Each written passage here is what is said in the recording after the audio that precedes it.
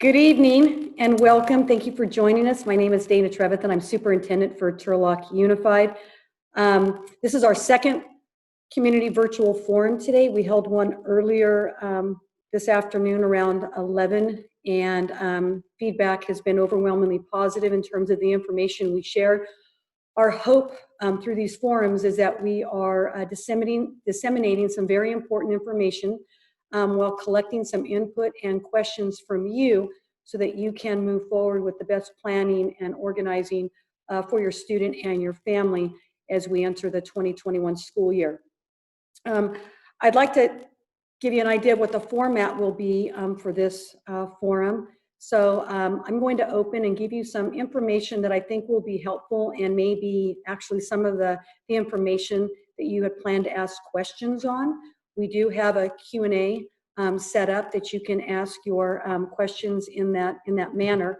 We'll be collecting the questions and kind of grouping them to those that are very similar so we can respond in a much more timely manner. Additionally, this forum and the one earlier today will be posted on YouTube and will be available on our website. And we plan to put an FAQ sheet together that will consolidate, summarize the questions that were answered or asked, and then our responses so that you can review those back at a later time. Additionally, the presentation that my Assistant Superintendent Heidi Lawler will be sharing will also be posted, and the good news for many of you is that it will provide some clarity in terms of our best thinking for proposed schedules for instructional day for all of our students, elementary and secondary. So I'll start out by telling you that we've received a number of inquiries over the last several weeks, specifically due to the reopening of the school year.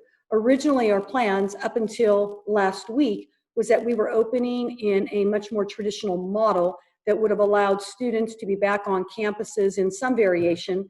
And then at the same time, we were offering a hybrid independent learning model for those students and families who still did not feel safe or comfortable returning, even though we had committed to having social distancing and safety protocols in place. So that was the reason for creating that model up front.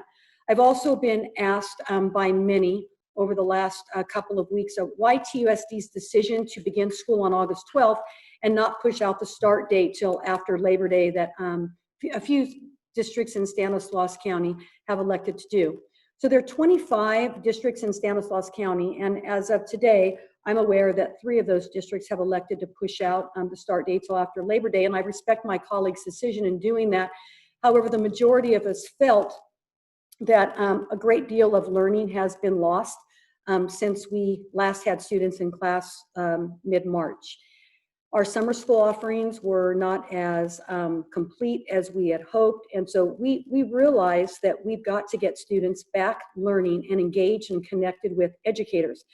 The emails that I've received from parents and from staff and from community members, including several students, is please let me come back to school, let me reconnect with my peers and my teachers and my coaches. I need to feel engaged and connected again. And so we thought the sooner the better. Let's not hope that our numbers in the county come down and we're removed from that watch list and we can come back live to campuses after Labor Day, but rather let's start with distance learning, hope for the best, believe that people in our county are doing the right things to get school students back on our campuses. And so if that happens after Labor Day, which is truly our hope, then that's great for all of us. And we got a jump start in getting students engaged through our distance learning models.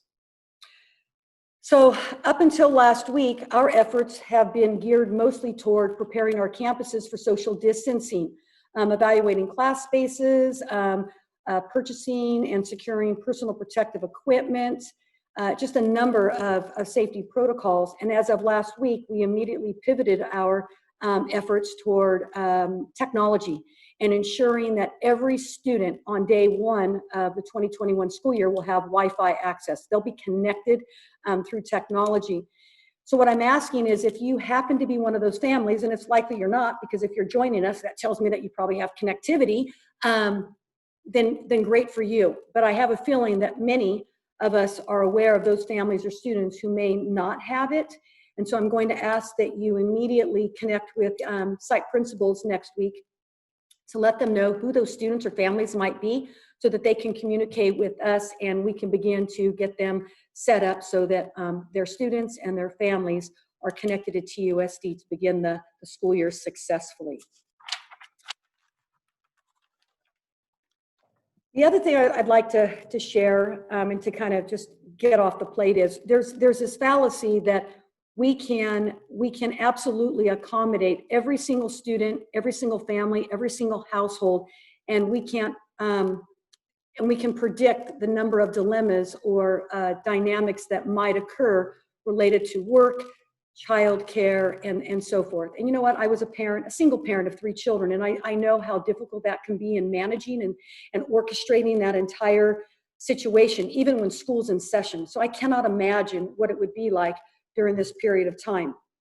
The truth is this: we are going to do our absolute best to provide for every single student to the ability that we can. And when I say that, I'd like you to be mindful that it's a gigantic puzzle. If you've ever been an administrator at a school, a master schedule can be overwhelming. But when you begin to look at a master schedule that's going to accommodate 14,000 students with distance learning, and you take into account teacher expertise and proper credentialing and facility, space and social distancing protocols, it's one of those things that takes a great deal of time and energy and strategic planning.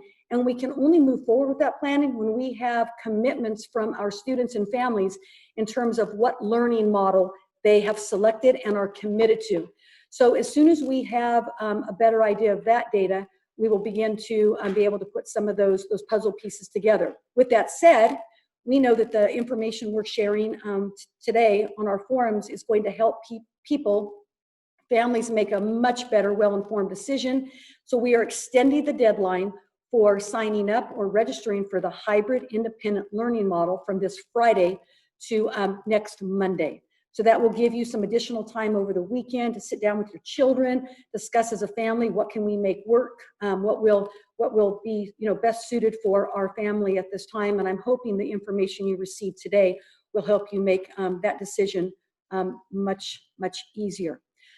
Before I hand over the mic to Heidi Lawler, my Assistant Superintendent of Educational Services, who is our expert in the district in terms of understanding and being able to articulate our different learning models, I would encourage you to please, if following this forum, your questions have not been answered specifically, if they require a little more detail through our FAQ that we'll be putting together, any information that you see on our social media accounts, I encourage you to reach out to your site principals who will return to their offices next week.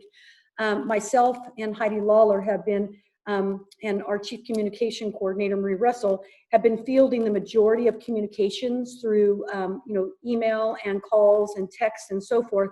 And the truth is, just the 3 of us have struggled to kind of keep up to speed with all of those. So we will be relying on our principals to be supporting those efforts a great deal. So if you end up reaching out to one of us, just know that our response will include the designated principal so that they can follow up and provide some of those details that we might just not have. And we want to get the most accurate information to you. So with that said, again, thank you for joining us. I appreciate you taking time this evening. If you're one of those who are joining us this evening because you could not log on earlier today with a password, we apologize. We had some technical difficulties, let's face it. As much as we've been using Zoom and virtual webinars and so forth since March, we do encounter hiccups, and that's what we encountered this afternoon. So with that said, Heidi, welcome, and thank you for sharing this information with our students and families and community who I believe will find it very helpful and informative in making the best decisions as they move forward. Thank you for joining us. Thank you, Dana. I'm pleased to have this opportunity to talk to parents this evening. And as Dana said, our greatest hope absolutely is to return to that traditional learning schedule with students in place when it is safe to do so. This evening, I'm going to go through a PowerPoint presentation with you. There's a great deal of information, and some of the slides I'll go through fairly quickly. However, please know that, as Dana said, it is posted online. So we'll go ahead and get started with that.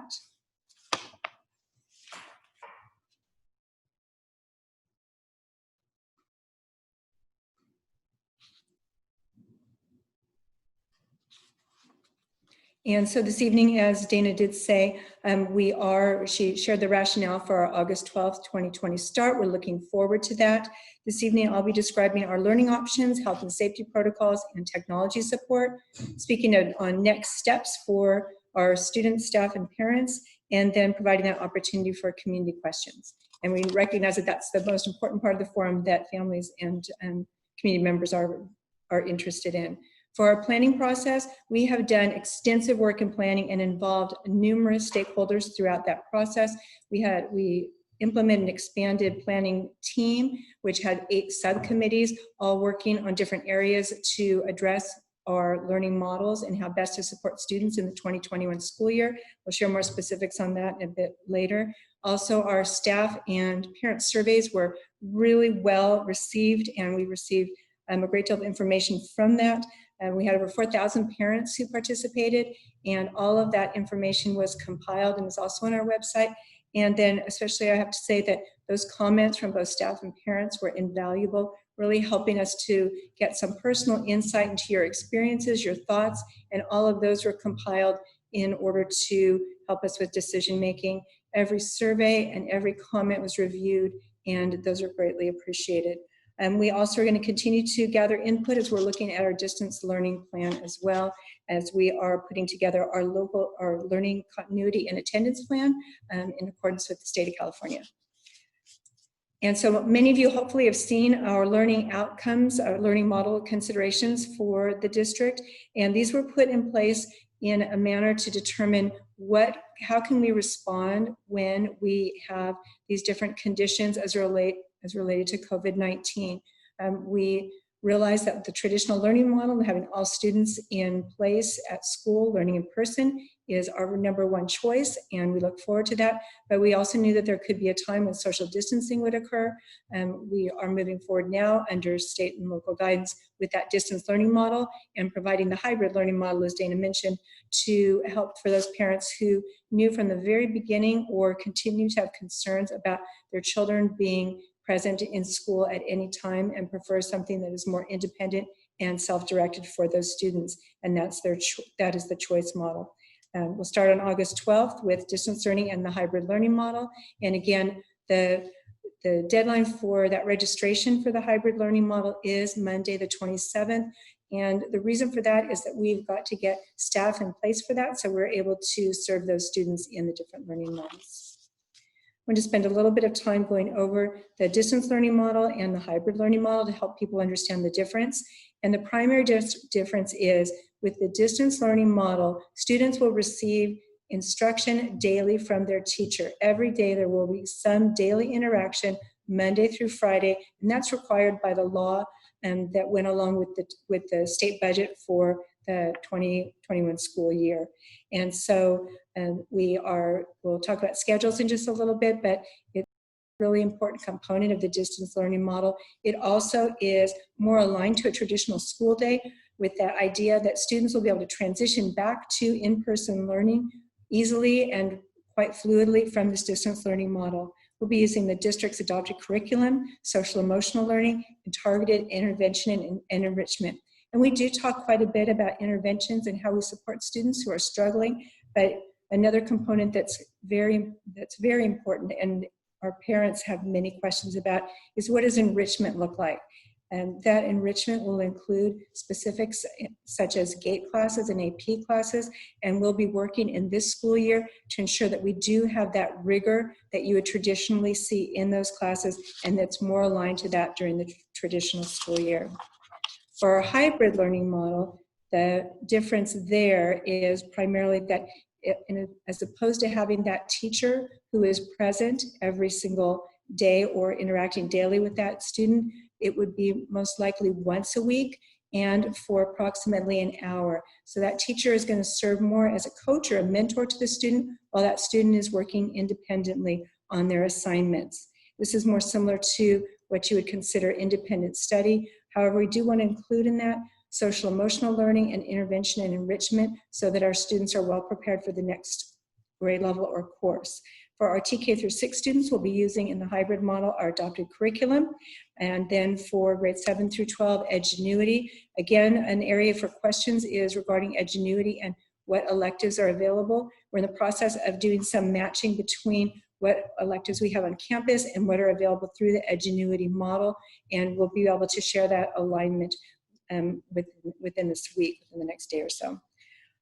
We also have had questions about, flexibility and moving between different models. For a student who's enrolled in the hybrid model, if the family has an interest in having them return to school in-person learning when that is available, then we are looking at the grading periods as being the natural break when that could occur. We don't have the capacity or the staffing to make those kinds of changes throughout the year. And so we recognize that the grading periods would be a natural transition. For the elementary students, that would be at the trimester, and for the secondary at the quarter. Next, I wanted to share the draft schedules for distance learning. And this has been an area that I think many parents had an interest this morning, and I think will continue to have an interest this evening and as we move forward.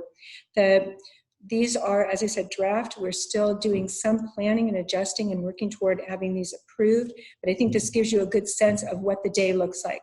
And as I shared earlier, that we really intend with distance learning to have the day be more similar to a traditional school day. So when students come back to school, that they're able to transition well.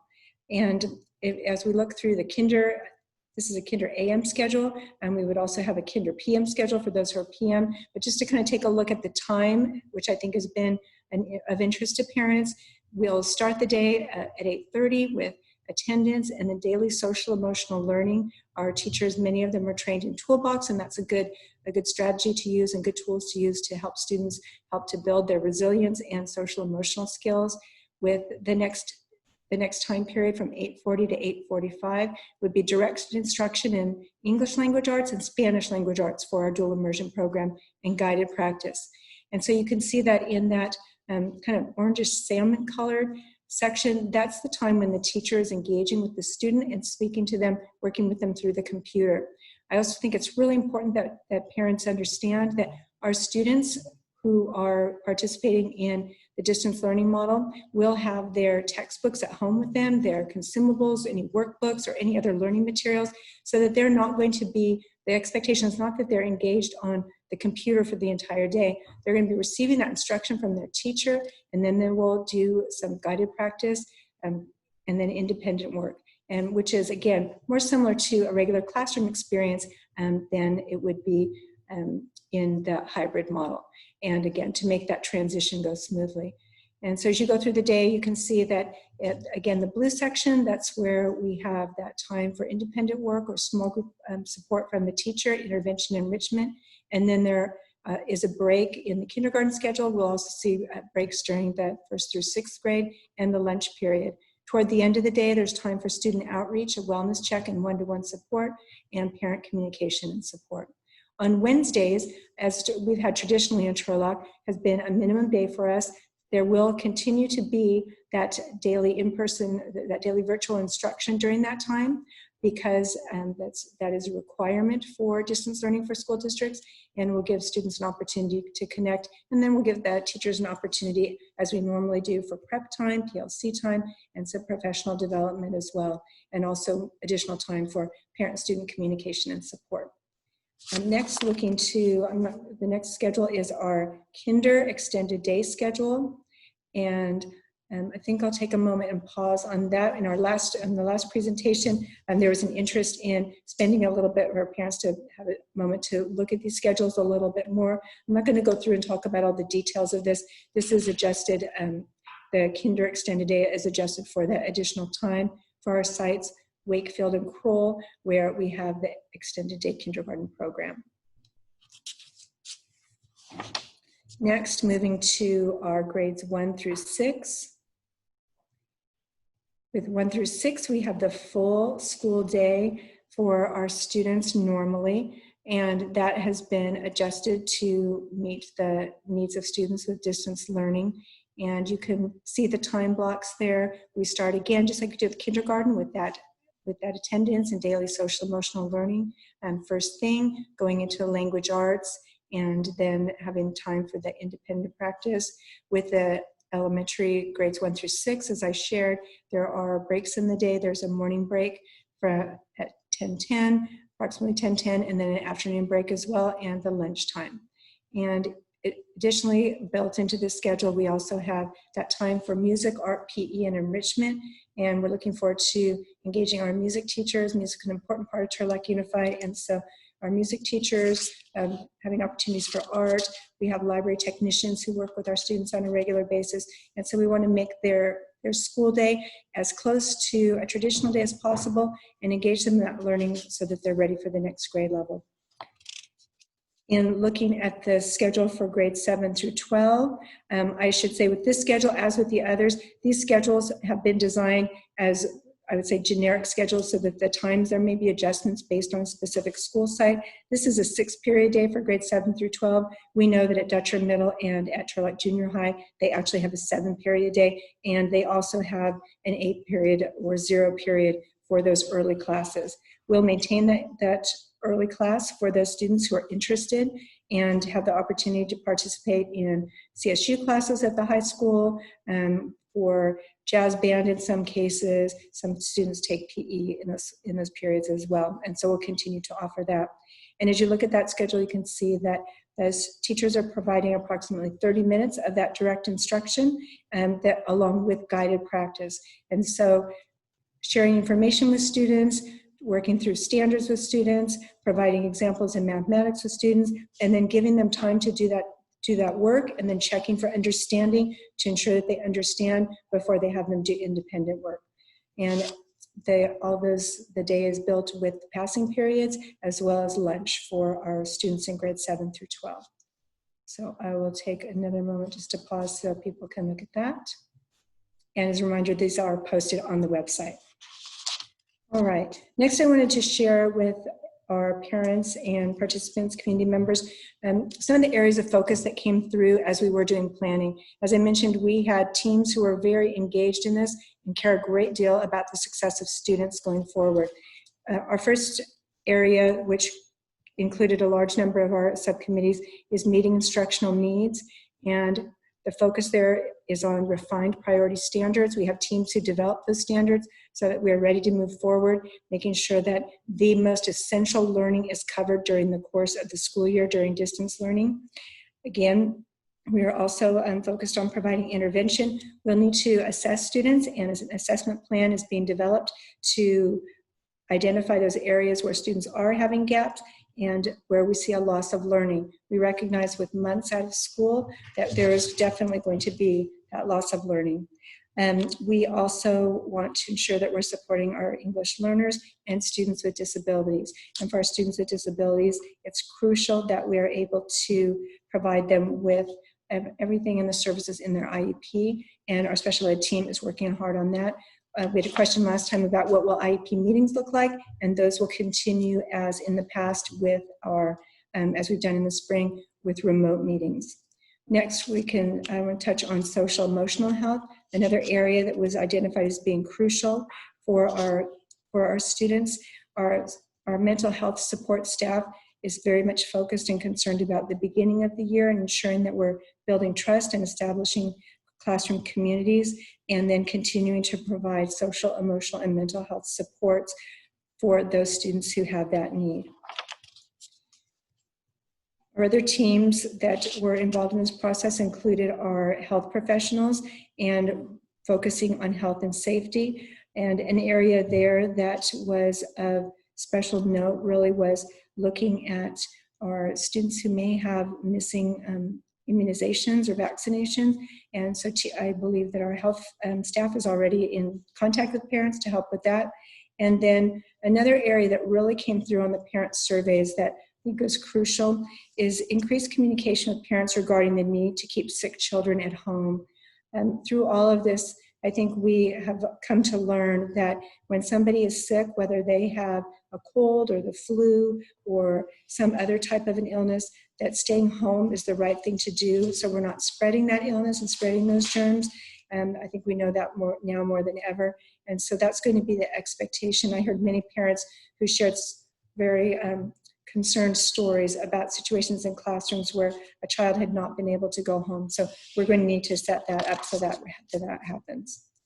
Next, for our team-wide recommendations, these were consistent across everybody, that we need to support internet access and connectivity for our students and families, focus on building positive and meaningful relationships with students and families, increase communication, always being able to connect with families. During the spring, there were times when there were families who we were not able to reach, and that's a concern. We need to put some practices in place, both on the school side and the family side, so that that doesn't happen. Prioritizing social emotional well-being, and then providing technology support to students, staff, and parents. Next, I want to spend a little bit of time on some of the the issues regarding safety. We know that at some point when we do come back to school, that being able to keep students and staff safe is going to be crucial. And so we've done a great deal of work in purchasing equipment to do so. We're following all state and local guidelines to maintain health and safety throughout campuses, implementing sanitation and disinfection protocols in all work environments, and that is currently happening to protect staff now and will continue with students, and we'll all work to increase our personal hygiene standards with hand washing and sanitation. The next slides are some data to share with you regarding personal protective equipment that's been purchased. So we have already started that process and secured those through our own purchasing process and through the state of California. Our maintenance and operations department has put forth a great deal of work to ensure that we've got everything that we need in place, including those additional hand sanitizers and signage to help us all remember how to stay safe with social distancing, and just those reminders so that we're having the best practices during this time. I also want to touch base on child nutrition and transportation. Our goal is to provide grab-and-go meal pickups during distance learning and the hybrid learning model. We're still getting some guidance on that from the state and what that will look like. That was very successful for us, and we will be hopeful that we'll be able to continue with that process, and we'll have more information as we move forward. As we get students back on campus for child nutrition and for providing food, we'll use updated practices to implement safety procedures with packaging, with our lines, with our scheduling, so that we're able to include social distancing during that time. Our buses are another area of question for many families, and we're working to ensure that we have safety and sanitation protocols there, and working towards social distancing where possible with our buses. A final area is the area of technology services. We talked already about that idea of connectivity. There are a number of actions that we've taken so far with procuring hotspots, so we're able to get those to families, creating shared internet and connection environments throughout the community, on our campuses, in wide community areas, as well as at the university. And then finally, we're partnering with Charter and Spectrum and AT&T for reduced cost home internet. As we move into next steps, we are going to conduct another parent and staff survey on distance learning to find out what we can do, what you need to be successful at that. We are in the process of the registration process for hybrid learning. For those of you who have registered and have an interest in hybrid learning, you will receive a call from your home school site to verify that interest. And at that time, if you make a decision to say, you know, I prefer distance learning, you're welcome to do that. Once we begin the school year, our expectation will be that for that first grading period, that students who are in hybrid learning would remain in that. And then with distance learning, we will monitor the conditions, and if there is an opportunity that it's safe for us to come back to school, either with a staggered schedule and social distancing, or to come fully back traditionally, we will do that quickly. That is our goal. We'll have a process to distribute textbooks, learning materials, and Chromebooks to students, similar to what we did in the spring, where we'll set those up and we'll have a drive-through process, and we'll be working with school sites on that. And we'll be scheduling virtual beginning of the year events to kick off the year in a positive and traditional manner with virtual back to school nights. I expect our PTAs and PTOs will be engaging with families, and our regular meetings that we have with parents such as ELAC and school site council. And then as we do prepare to return to school, we will be developing a detailed phase-in return plan, and we'll be sure that we're communicating that with parents and staff so everybody's completely aware of what that looks like. And so again, I know that's a great deal of information. It is available for you online, but we do want to move into the Q&A at this point. And hopefully we've answered some of your questions, but we're happy to take those questions as we move forward with the form.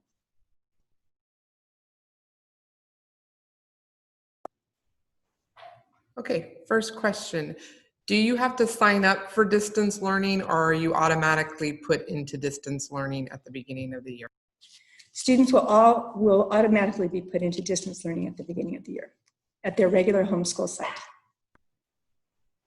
If they are in distance learning and we choose to go, or we are allowed to go back into in-person, and will the student have the right to sign up for hybrid learning at that time?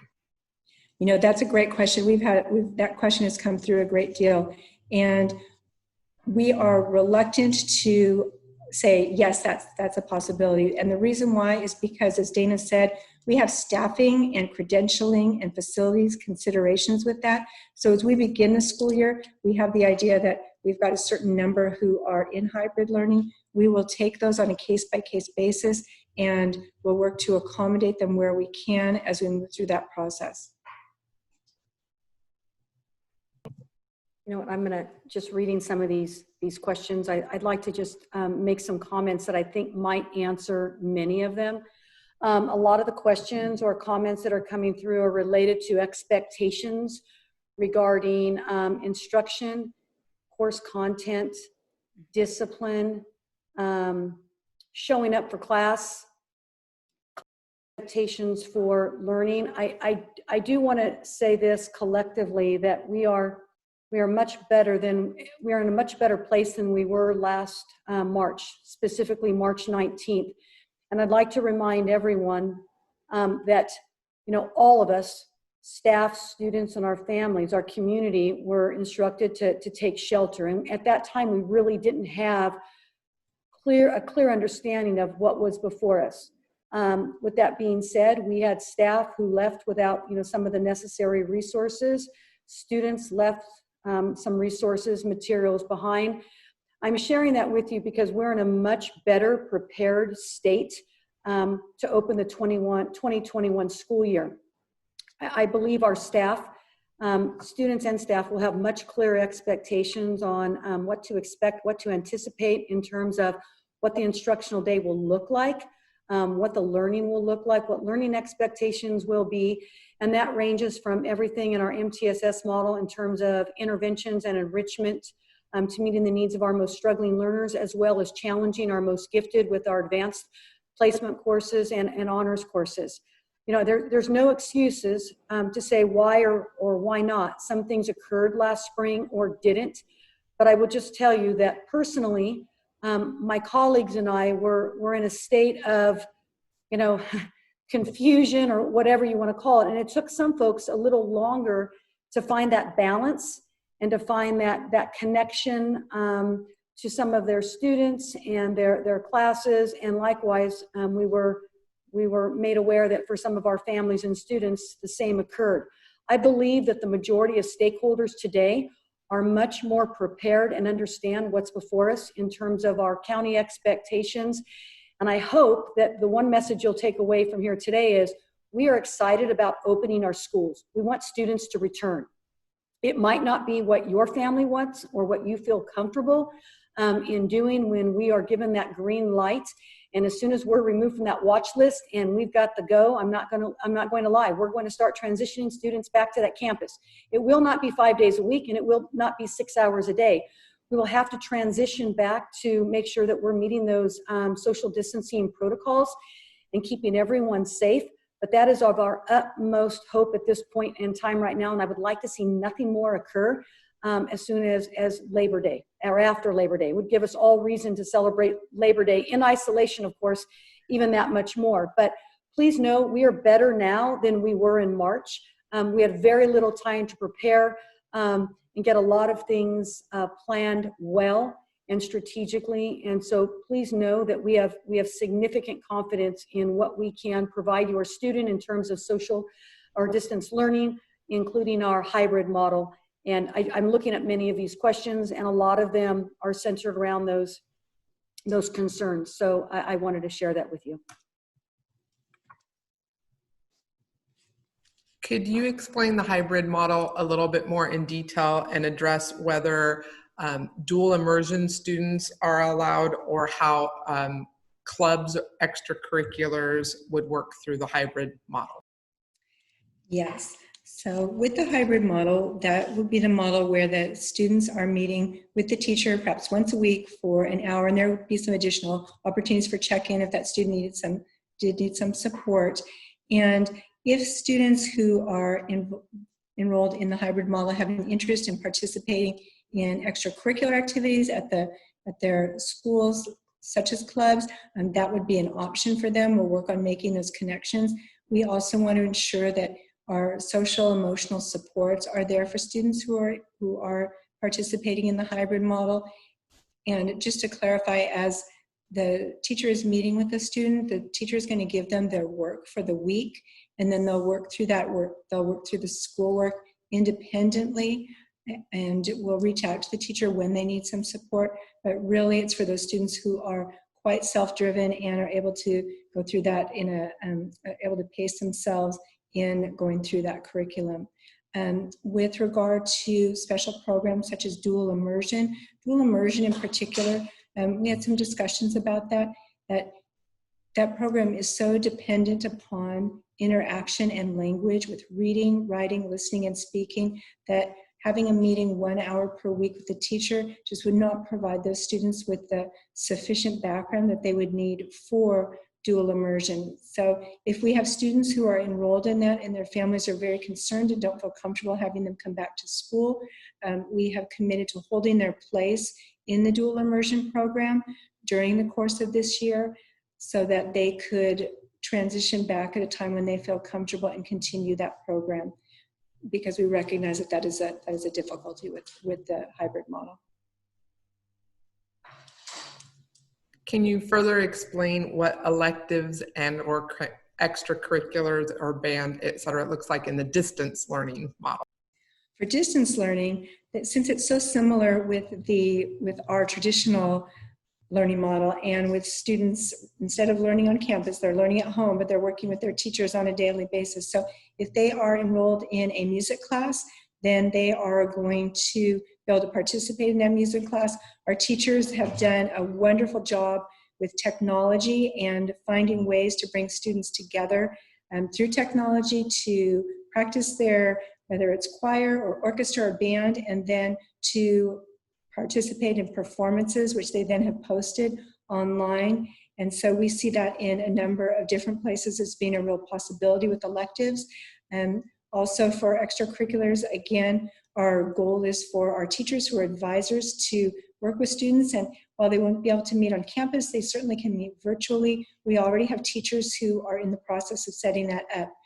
We also have been in communication with the Stanislaus County Office of Education. They run a number of events and activities and competitions during the course of the year, and they're moving those to a virtual format. And so we will be participating in those as we have in the past as a district. However, rather than in person, we'll be doing that virtually to give students that opportunity. We have a lot of questions focused specifically on PE and what PE would look like in either. All right, PE we know that's important for students, and I have to say, I'm sure that probably one of the greatest disappointments during this time is the postponement of athletics and athletic competition. We know that many students and families, that's really a key part of their lives, and while we recognize that we'll have to postpone those are scheduled for later in the year, so we'll be excited to get back to that. For regular physical education, regular PE, our teachers will be providing a balance of following some of the health and safety standard, the health and wellness standards that are part of the state curriculum, as well as activities for students to do. We know that at the elementary level during the distance learning, as well as with our junior high and high school students in the spring, that we had PE teachers who engaged students in activities and just did that remotely. And so provided them guidance and instruction just as they would in person, but rather than participating on our fields, tracks, and gyms and pools, students are participating at their own homes. Can you explain what MTSS means on the schedule? Yes.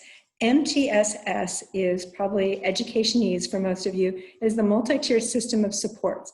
And most districts, as in following the state model, have an MTSS in some form or another. And really what that is it helps us to designate what is core essential instruction for students, and then when we intervene, when students either need additional support to reach those standards, or they are already reaching them and we want to provide enrichment.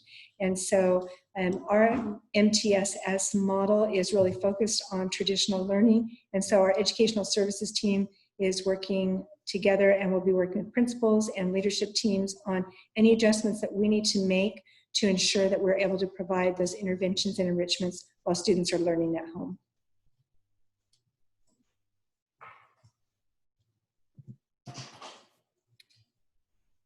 So Heidi, I'm going to just chime in here. I'm looking at some of these questions as well. So I'd like to address a repeated question, and that is terms of what will be paraprofessionals' role as we begin the school year with distance learning. So paras will continue to support students in a number of ways. We'll have to creatively work at making sure that their first and foremost responsibility is supporting students through distance learning while supporting the classroom teacher, and that may look like small group instruction, reteaching, intervention. We're also considering at this time how we might use some of our paraprofessionals to provide childcare on our campuses where we have the capacity to do so for our employees in the district. And we don't have specifics on that yet. We are engaged in conversations with the city of Turlock and how we might be able to partner with their childcare program and look to provide as much opportunity for our employees so that they are supported and do not feel distracted in their work as essential workers in teaching our students and providing other resources throughout the district, such as maintenance and operation, child nutrition, and so forth. So at this time, we have every reason to believe and plan to continue using our paraprofessionals to support our student learning and to provide supervision and care for students.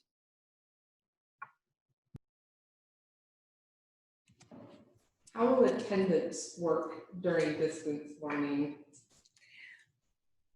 Attendance is very, very important. We want students to be attending on a daily basis, just as teachers are expected to have that daily contact, daily instruction. We expect students will be present each day as well. Our plan at this time is to continue with our regular attendance procedure and using our ARIES system, and teachers will take attendance on a daily basis.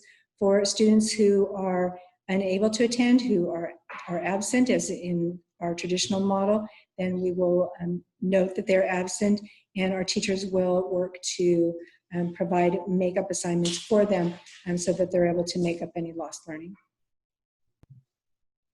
Thank you, Heidi. I'm again looking at some of the more common questions, and it could be that folks joined us late and missed this information, so I'm just going to reiterate it.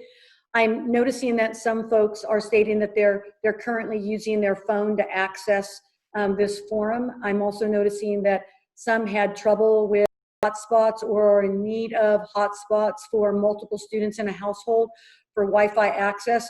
I'm going to encourage you, if you or anyone else you know is experiencing trouble with connectivity, to please reach out to your site principal tomorrow, next week. Provide them that information so that we can begin looking at how to resolve that issue. In addition to hotspots, we are also looking at partnering with some local companies in terms of getting the best package or deal that we can, so that all students in a household have equal access and are able to maintain connectivity, with 3 or 4 different teachers if need be, through the distance learning and hybrid model. So again, if you're experiencing trouble or you have limited connectivity, I encourage you to reach out to your site principals next week, provide them your information so they can begin to communicate that to us, and we can begin to work on that as soon as possible so you're up and ready to go for August 12th. Will there be Pride Time at Pitman?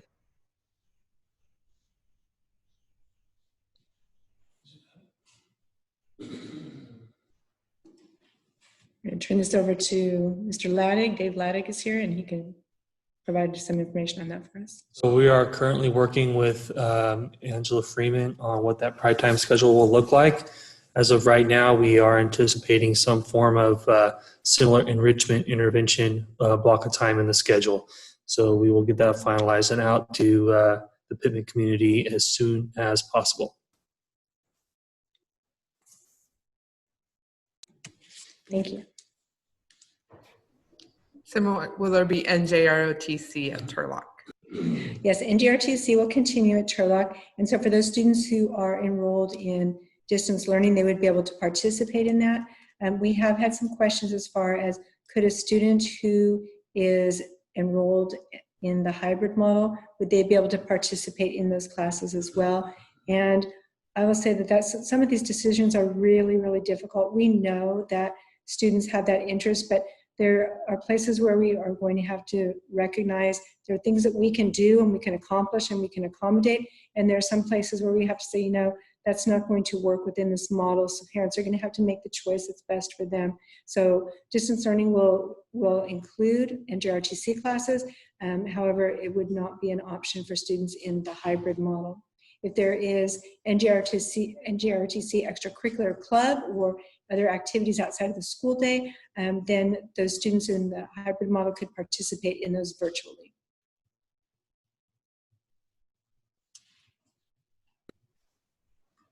Can you tell us when we will be able to get our material distribution and or schedules, class schedules for high school or elementary teachers' assignment? So we are finalizing, that's a next step for us internally as far as what that looks like. And as principals are returning, many of them from a well-deserved break, we are in the process of starting our beginning of the year meetings, and we'll be working to develop those plans for those distributions. I think that was a strength that we developed over the course of the spring. We have many logistical experts out there that include full staffs who really did a fantastic job, and we'll need to continue that with distance learning so that we're able to get the appropriate materials out to our students and their families. We know that a big improvement from last year will be that we will make sure that students do have their books, workbooks, and other learning materials, and that those are not left behind in the classroom as we experienced for some classes at the end of last year. Will there be one consistent platform that will be used by all teachers to deliver online learning? That's a great question. We've had discussions about that as well. As you can imagine, there are many different opinions. That's a bit of a challenge for us because we have in the past had a really collaborative process for making those types of decisions with teachers. However, what I will say is that we have learned that there are professional learning communities, PLCs at sites, there are parents, there are other staff members across the district and students who have expressed some difficulty and challenges through the survey process in having multiple platforms. And everybody has access to Google, and we've had some training with that. And so that may be a direction that we work toward. However, at this time, that has not been solely identified as a single platform. Thank you, Heidi. Again, I'm noticing some patterns in questions, so I'm just going to summarize or give more of a global response. I'm recognizing that there's some questions related to how do we expect elementary children to be online learning for 6 straight hours. So if you were able to view those proposed schedules, and they currently are in draft form, but they're our best thinking at this time. If you're able to look at those, you will recognize that, and if you're not able to look at them now, you will be able to go back on our website and view those. But if you notice what's in the salmon colored, it equates to approximately a little over 3 hours of direct instruction with teachers. And that direct instruction is not just a teacher sitting in front of students and lecturing or talking at them. It's a number of things that would and can include new learning, checking for understanding, class discussions, independent learning. It's a number of things that make up what learning looks like in the classroom. So it's just right above 3 hours. In terms of the secondary level, and that's grades 7, 12, you'll notice that the periods for the classes are still designated at the same time. Again, we're trying to mirror and align a student's distance learning model as close to the actual traditional model. So when we're back in school, folks won't feel like their world was turned upside down. But for those classes, we are committing direct instruction to be 30 minutes. So for example, if a class period's 47 minutes or a class period's 50 minutes, 30 minutes of that time, we are committing, our recommendation is committing to that direct instruction. And again, that can include new learning, review of past learning, classroom conversations, checking for understanding, guided practice, some independent practice, knowing that it's not just an adult talking to students for 30 straight minutes. As a mom, I know the attention span of adolescents and young people and children, and that's not how our teachers employ best practices in the classroom, and they're aware that it's even that much more difficult through distance learning. So letting you know that we're aware of those things, and I keep repeatedly seeing these 6 hours, 6 hours, 6 hours, and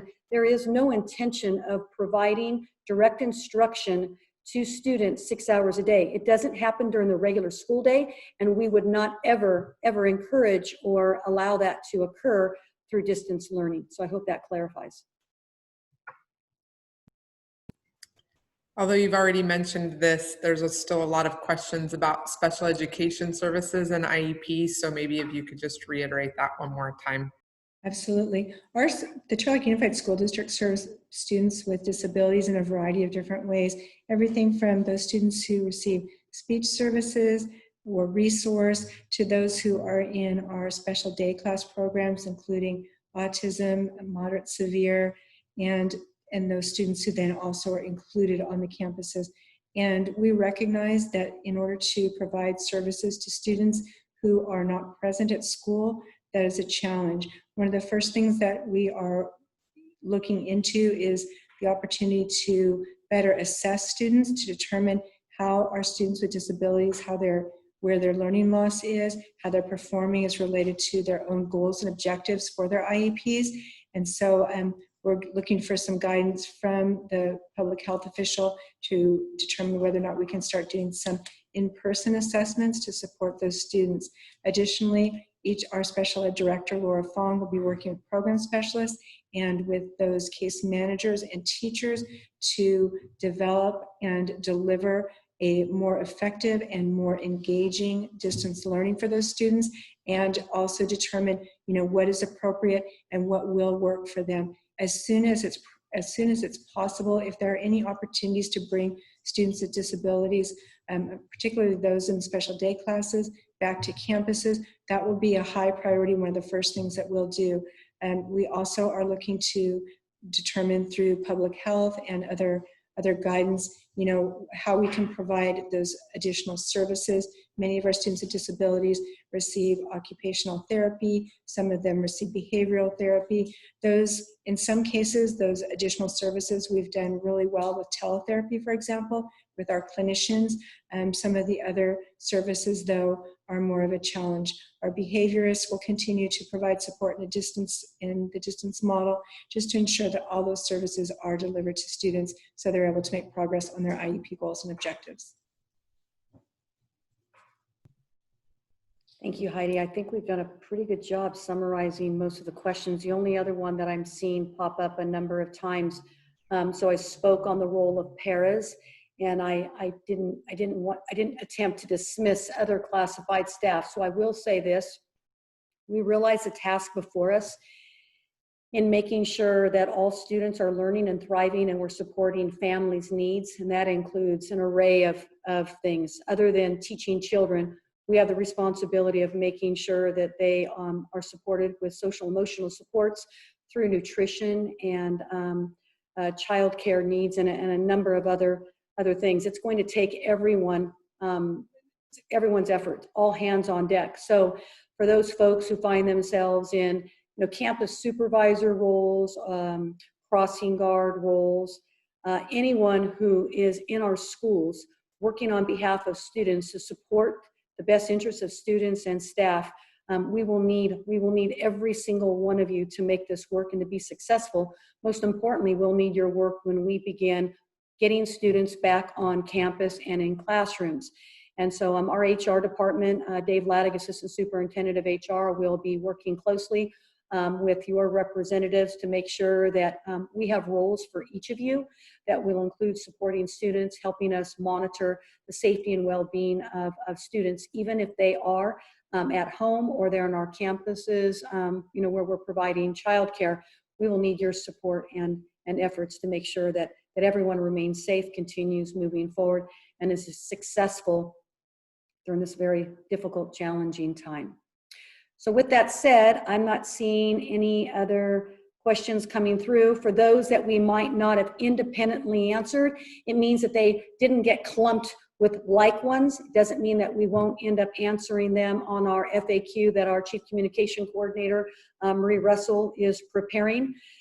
This forum, this afternoon's forum, will be posted on YouTube. As I had mentioned, our presentation will be posted on our website, and we will be putting together an FAQ that summarizes the questions that you've asked and our best responses in real time. And I'm going to emphasize the real time because today what we know may be very different than what we know on Friday. But in real time, we are answering those questions. I also want to remind you that the deadline for the hybrid model, which was this Friday, has been extended to Monday. You will have questions and these answers regarding the hybrid model posted so that you can spend more time reflecting on what will be best for your student and your family during this time as we look forward to returning to campuses. Keep your fingers crossed, keep those prayers going. Our hope is that after Labor Day, we start seeing young faces and young people and staff occupying our schools again. Thank you for joining us. Have a good evening.